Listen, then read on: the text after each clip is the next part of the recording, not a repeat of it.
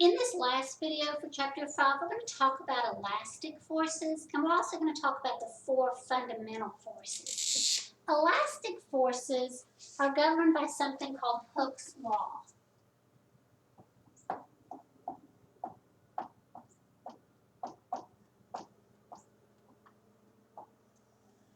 And Hooke's law says that the force is equal to negative kx.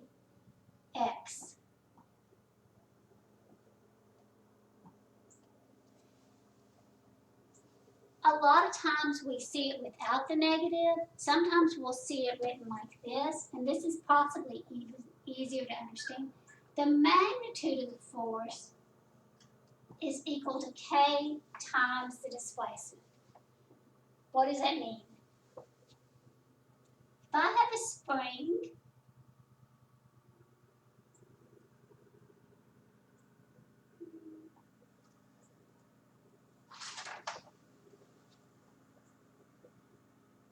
attach it to a mass,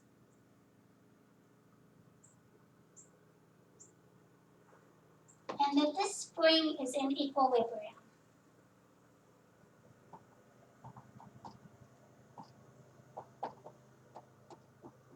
What does that mean? It's not stretched,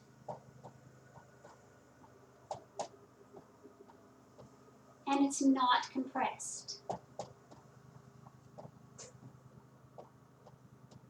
So the spring is just in its natural state. Okay. If I were to take this, and I'm going to call this equilibrium position x equals 0. And I pull this mass over here.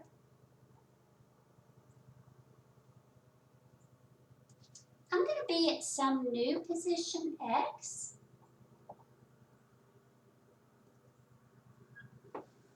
And the force that the spring exerts on that block will now be given by F equals kx. However, notice the displacement is this way, but the force is back towards equilibrium. Because the displacement and the force are in opposite directions, we often see it written with the negative. However, a lot of times we're really only interested not as much in the direction, just about the size of the force. So you might see it written like this. You might see it written as F equal kx without the negative.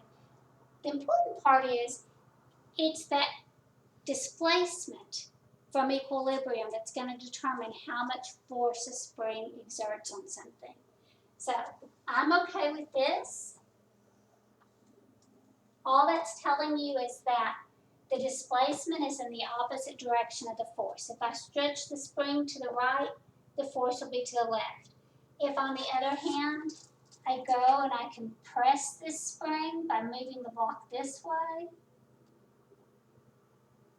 well, if I have a compressed spring, the displacement was to the left, but the force will be to the right.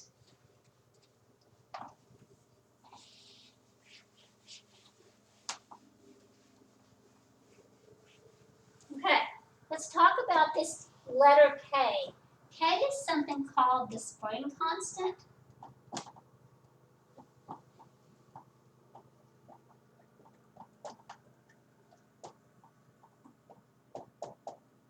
If you were going to measure it experimentally, you would say K, and I'm just going to go with positive for the magnitude, is the size of the force divided by the displacement.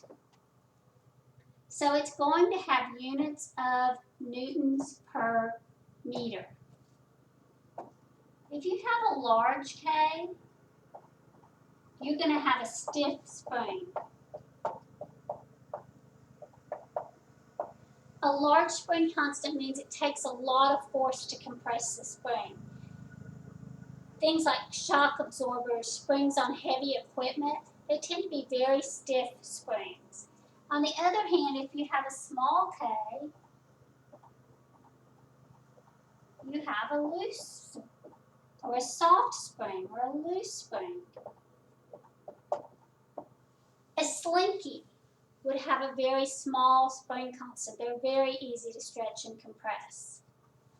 So let's work one example.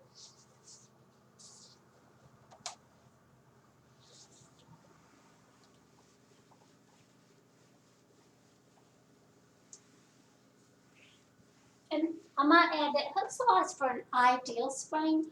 Obviously, it's possible to stretch a spring too far or compress a spring too much, and then the spring material fails. It loses its elasticity. You might say the spring has sprung. So we're talking about ideal springs that follow Hooke's law. The example out of the book says that you have a fish scale.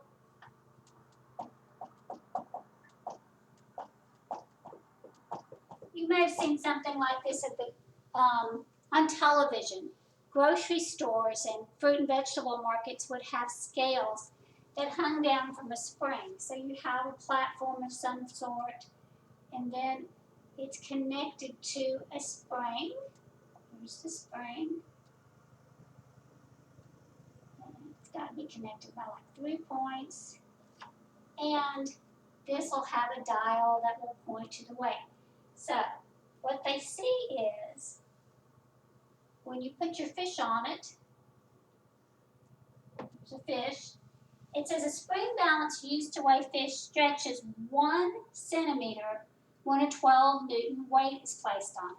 So when F equals 12 newtons, the displacement of the spring, or the stretch of the spring, is 1 centimeter. Now, most of the time we would prefer to work in meters because we know a Newton is a kilogram meter per second squared. So Newtons already have meters built into that unit. So I probably want to change this to 0.01 centimeters, although you will sometimes see spring constants expressed as newtons per centimeter. But if we're going to do it from newtons per meter, the spring constant, which is just the force divided by that displacement, 12 divided by 0.01, notice we have 3 significant digits, is going to give me a spring constant of 1,200 newtons per meter, and that's good to 3 significant digits. The question it asks is, how far will it stretch if it weighs a 1.5 kilogram fish? If I have a 1.5 kilogram fish, the force it exerts is going to be equal to its weight.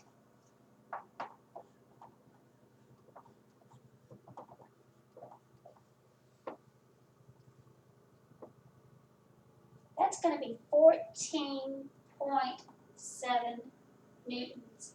So when we put this fish, it exerts a force of 14.7 newtons. If I use F equals Kx, and the force is 14.7, K is 1,200 newtons per meter. This is newtons. When I solve for x, it's going to be pretty small, 14.7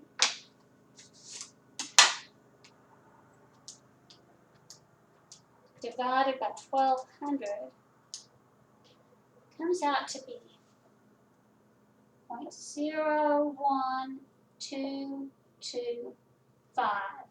It's very small. We only have 3 significant digits, so that's 0.0123 meters, or about 1.23 centimeters. It's an easy formula. F equals Kx.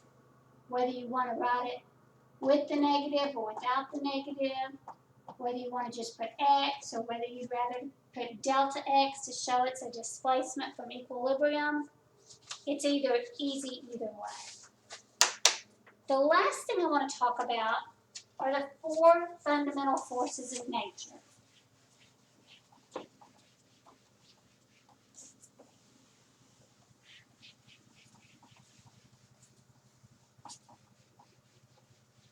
Be sure you read this section of the book. It's an easy section to read and understand, and it's something that I would expect you to know.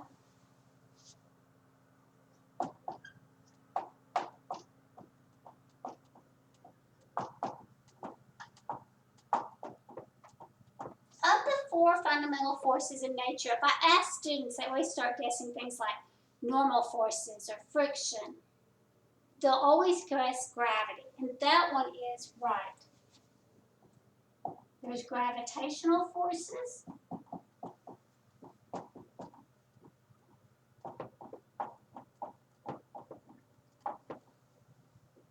There are electromagnetic forces.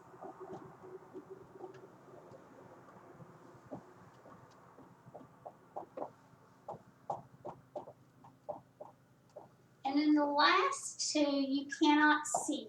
There's something called the strong, I always call it the strong nuclear force. Now a lot of times they just call it the strong interaction. I like strong nuclear force though. And the 4th one is called the weak interaction. Also sometimes called the weak nuclear force.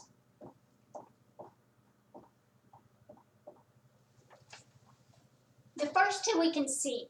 The second 2 we can't see unaided. We can't observe those. But gravitational forces are simply attractive forces between any 2 objects in the universe. Every mass is gravitationally attracted to every other mass. However, gravitational forces are weak unless at least one of those masses is really large. If you have a planet like Earth, you can observe the gravitational forces. But if you try to observe gravitational attraction between this eraser and this marker, you wouldn't observe any force because the masses are simply too small, the gravitational force is too weak. This second force is electromagnetic forces. Now, electromagnetic forces are actually quite strong, like on the order of 10 to the 35 times stronger than gravitational forces. They're responsible for all the bonds in chemistry.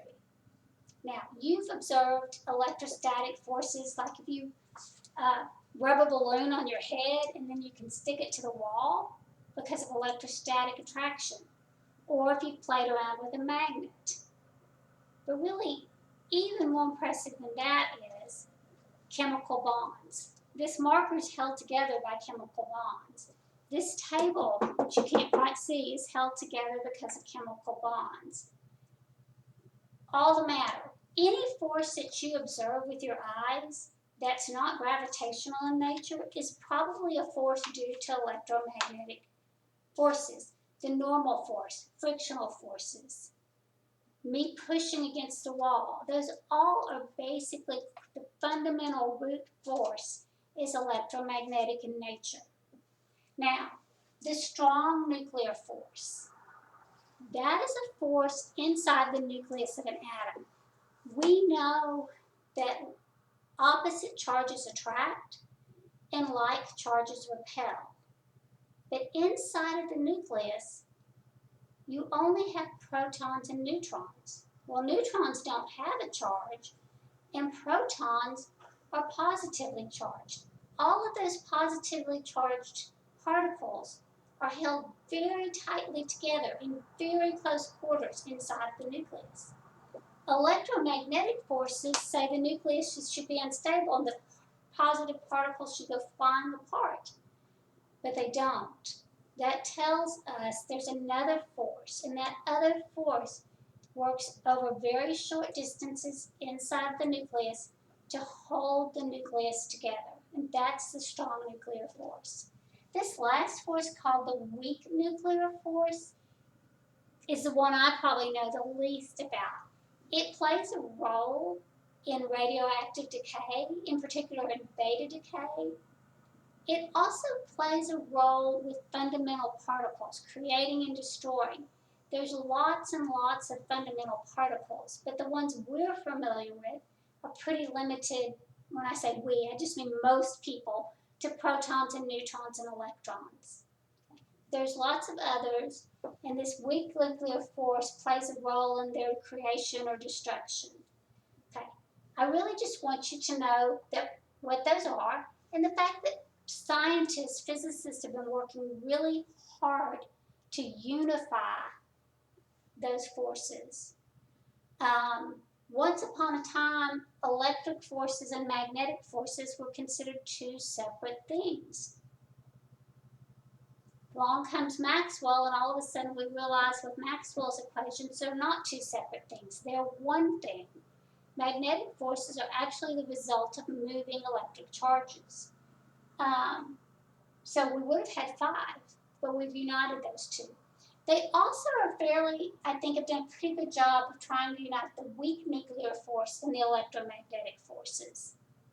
Honestly, the one that's really hard to unite with the others is gravity. There's some pretty big differences between gravity and these other 3 and how they behave, but scientists are working. They generally call these grand unification theories. Sometimes that's abbreviated as a gut theory or the theory of everything. If you've watched shows like The Big Bang Theory, you've heard them throw around a lot of terminology about, I don't know, things like quantum chromodynamics and string theory. All of those are theoretical physicist attempts to unite those 4 forces into a single force. Okay, that's the end of chapter 5. I know that was a big chapter.